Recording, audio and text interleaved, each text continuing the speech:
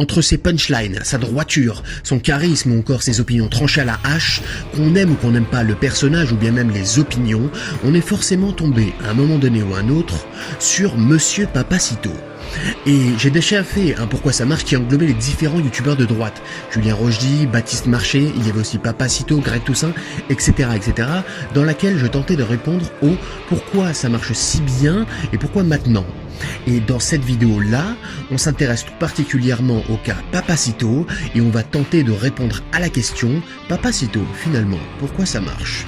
Avant que la vidéo commence, n'hésitez pas à vous abonner à cette chaîne, à mettre un like, c'est parti. Faux dans le monde, mais la tolérance, c'est toujours bien de pouvoir la faire appliquer avec un flingue en plus. Papacito, de son véritable nom Hugo Gilles Jiménez, est né le 14 janvier 1986 à Toulouse, la magnifique Ville Rose. Il est écrivain à succès et il publie pour la maison d'édition Ring. Le plus souvent, il est en top des ventes Amazon.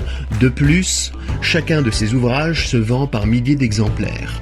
En plus d'être un écrivain à succès, il est connu en tant que vidéaste et encore une fois à succès, car oui, il a une chaîne YouTube qui aujourd'hui cumule 175 000 abonnés pour seulement 5 vidéos publiées, ce qui est un ratio très impressionnant. Et si vous le connaissez, c'est notamment dû à ça, ses entretiens chocs. Chacun de ces entretiens chocs a quasiment dépassé le million, certains sont à plus de 2 millions. Et ce qui est surprenant en fait pour des vidéos où c'est un mec qui va parler devant la caméra pendant certaines fois plus de 40 minutes en lâchant des punchlines sur des punchlines sur des punchlines. C'est très drôle à voir et très intéressant. Il est aussi connu du coup pour la problématique, si je puis dire, qu'il y a eu avec Mélenchon. Et encore, il est connu en tant que catholique, en tant que royaliste, en tant que patriote, aussi connu en tant que sexiste, en tant que machiste, en tant que xénophobe. On entend finalement beaucoup de choses sur Monsieur Papacito. Et on peut le retrouver dans différents médias, on peut le retrouver sur différentes chaînes YouTube. Donc maintenant qu'on a vu qu'effectivement, Papacito, qu'on aime le personnage ou non, qu'on soit d'accord ou non avec ses opinions, il est difficile de nier que c'est un véritable succès. On va répondre pourquoi. Pour faire la guerre, il va falloir changer d'alphabet en fait.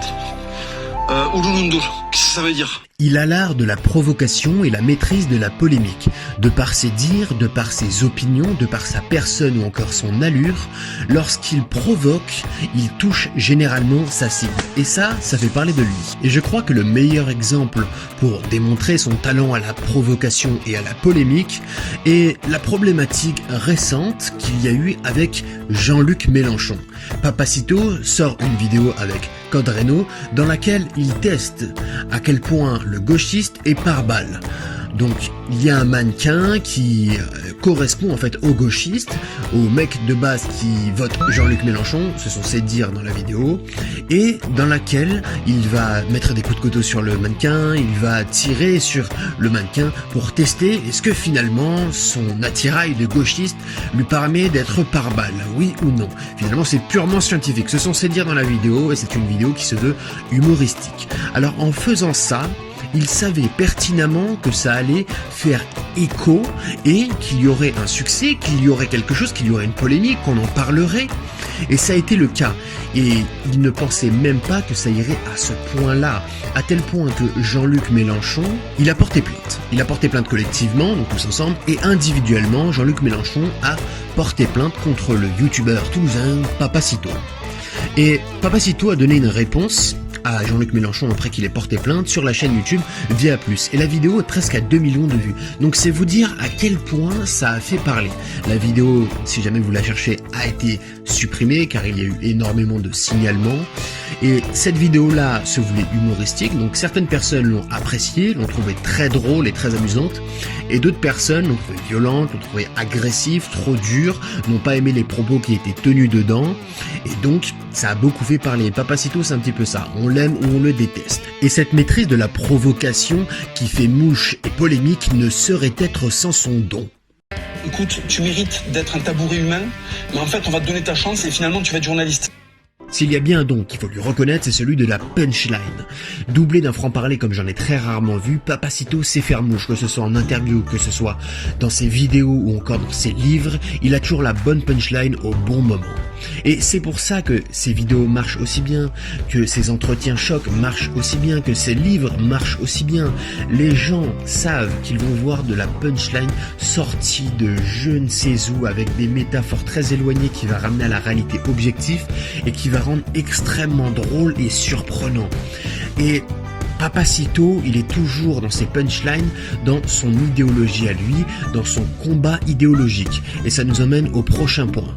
Ce qu'ils comprennent, c'est que si Jésus saute, si Jésus disparaît, en fait, les mecs comme moi vont redevenir des barbares païens.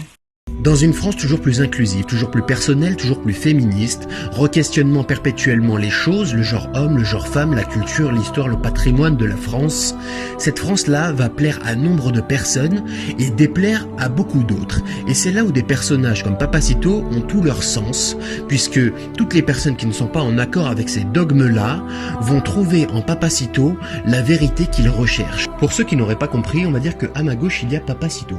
Papacito, c'est le gros bonhomme costaud avec un véritable franc-parler et on sent que si on lui met une épée entre les mains, on est reparti vers des croisades. Et à ma droite, il y a un personnage qu'on va appeler Charles. Charles, il est inclusif, il remet les choses en questionnement, l'histoire et la culture, il est féministe, il fait 60 kilos et il a des cheveux verts, roses, tout ce que vous voulez.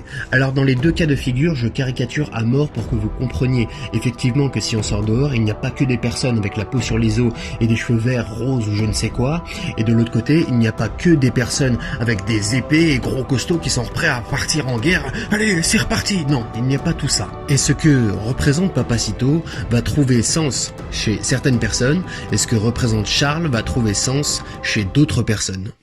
Et sans équivoque, le geste qu'a eu Baptiste.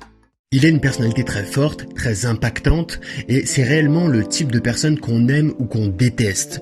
Et pour ceux qui connaissent le MBTI, je pense que ce serait une sorte de ENTP, un petit peu un troll comme ça. Alors, il a une droiture aussi qui est très impressionnante, il n'y a qu'à voir le moment où Baptiste Marché a giflé une femme, il a été... L'un des premiers, il a fait une vidéo où il a puni en fait les actes de Baptiste Marché. Il est resté droit à lui-même, droit à ses valeurs. Et ça, c'est tout à son honneur. C'est tout pour cette vidéo, n'hésitez pas à vous abonner à cette chaîne, à mettre un like, mettez-moi en commentaire s'il y a un sujet dont vous voudriez que je traite, que je fasse un pourquoi ça marche. Je précise que dans les pourquoi ça marche, je ne peux pas tout dire, je prends simplement ce qui me paraît intéressant et pertinent pour que vous aussi, à travers leurs succès, qui sont grandement liés à leurs traits de personnalité, vous puissiez apprendre, comprendre et progresser sur votre propre personnalité. Moi je vous dis à la prochaine, ciao.